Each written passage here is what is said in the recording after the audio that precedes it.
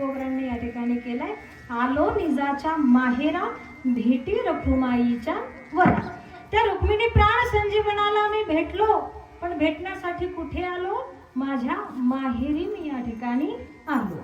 आता तुकोबराय एका पुरुष शरीरामध्ये वास या ठिकाणी करतात, पण माहेर हा शब्द जास्त जवळचाच नाही.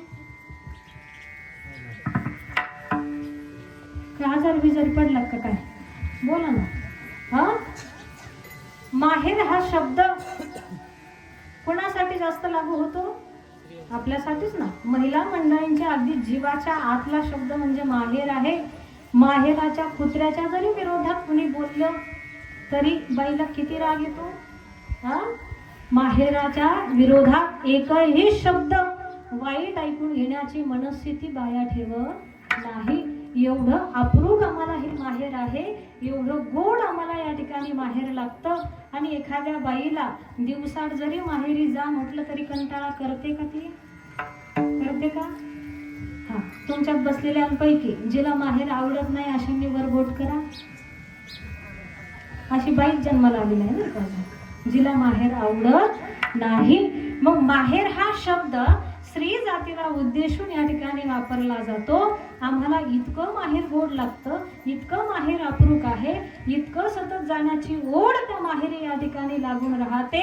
मग माहेरी जाण्याची ओढ फक्त तुम्हाला आम्हालाच आहे यात विशेष नाही. माहेर फक्त तुम्हाला आम्हालाच अप्रूप आहे, गोड लागतं यात नवल नाही. आमचे जेवढे काही संत झाले या सगळ्याच संतांना जेवढं तुम्हाला आम्हाला आवडतं याच्या कितीतरी पटीनं जास्त हे माहेर या ठिकाणी आवडतं. पण संतांचं माहेर, माझे माहेर पंढरी आहे भीमरीच्या तीरी. हा, असं हे पंढरपूर नावाचं गाव म्हणजे आमच्या या सगळ्या संतांचं माहेर घर या ठिकाणी आहे. मग याच माहेरी जसं तुम्हाला जाऊ वाटतं तसं आम्हाला सुद्धा जावंसं वाटतं. आता माहेरी सतत जाण्याची इच्छा स्त्रिया या ठिकाणी व्यक्त करतात.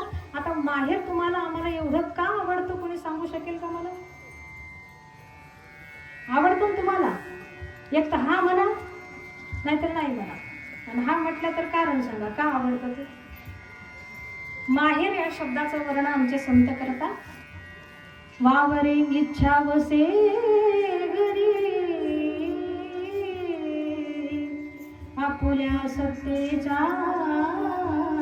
माहेरी करवी तैसे आपण करी भीड न धरी चुकल्या.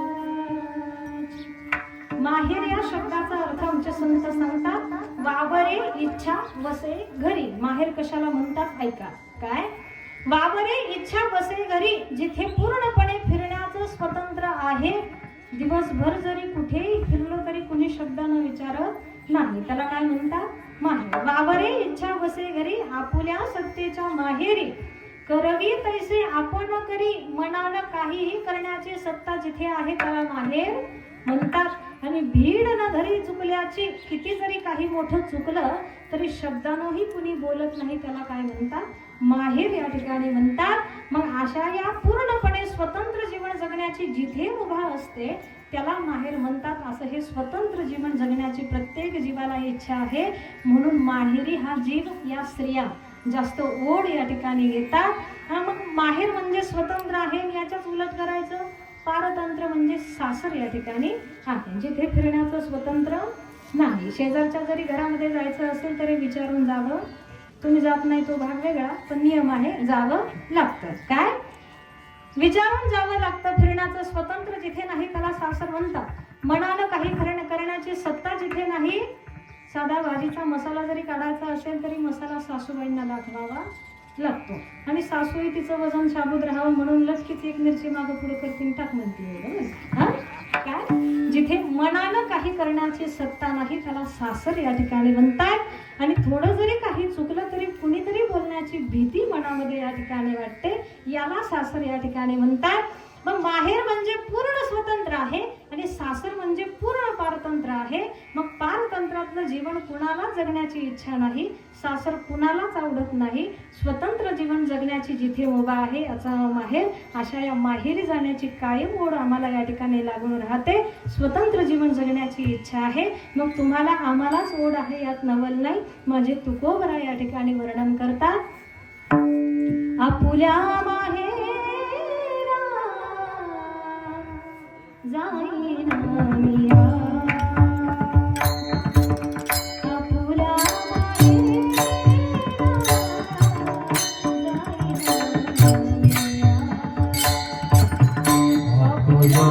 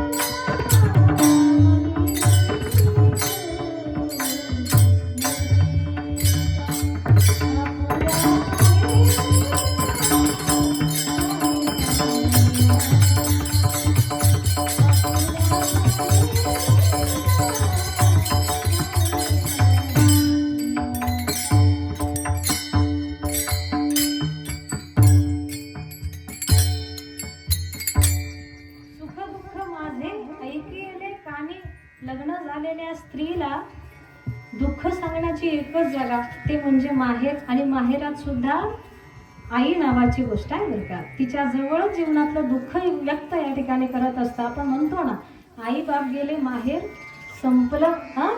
ज्या माहेरामध्ये माईबापासारखं तीर्थ जिथे आहे तिथपर्यंतच बाईचं माहेर या ठिकाणी शिल्लक राहतं. असं हे आमच्या संतांचं माहेर म्हणजे पंढरपूर नावाचं गाव.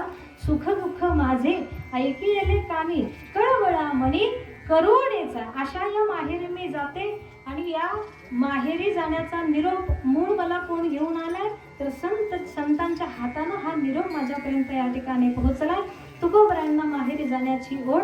महावैष्णवमाऊली ज्ञानोबा आता 29 तारखेला प्रस्थान झालंय आळंदीवरून दिंडीचं पंढरपूरकडे. माझी माऊली सुद्धा कुठे गेली आहे? माहेरी या ठिकाणी गेली आहे. जाई नगे माई तया पंढरपुरा, भेटे न माहेरा आपुलिया.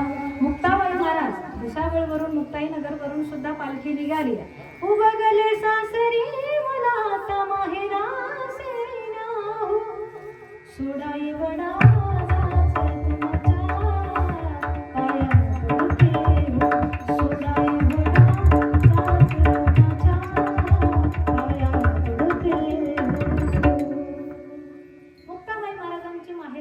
इच्छा. सासरला मी उबगले.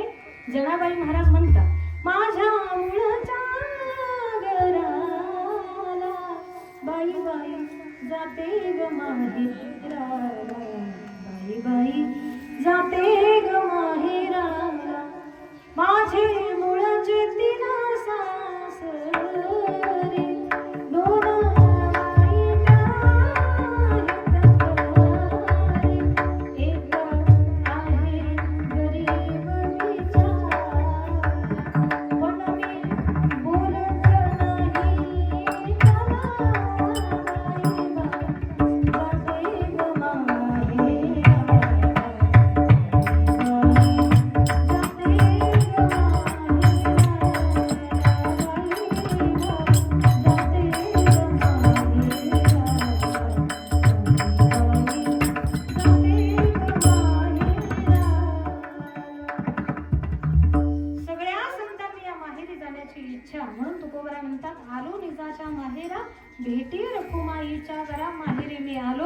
रुक्मिणी प्राण संजीवनाला माझ्या आध्यात्मिक दृष्टिकोनातून जे आई आणि वडील या ठिकाणी लागतात, त्या आई वडिलांकडे माझ्या माहेरी मी या ठिकाणी आलो. त्याचा एक फायदा झाला, परिहार झाला. अवघ्या दुःखाचा मागील जेवढं काही जीवनामध्ये दुःख होतं तेवढं सगळं नाहीसं झालं. कारण जीवनात कोणाला सुखरूप आईसा जिजा कोणी सांगा माझ्या पांडुरंगा सारी खातो. सर्व सुखाचे आगर बाप रखुमा देवी गुरु. असा सुखाचा अखंड सुखाचा आगर जेव्हा जीवनामध्ये साध्य होतो तेव्हा दुःख नावाची गोष्ट शिल्लक राहत नाही. असा हा सुखरूप भगवान परमात्मा जेव्हा साध्य केला तेव्हा दुःख माझं संपूर्ण नाहीसं या ठिकाणी झालं.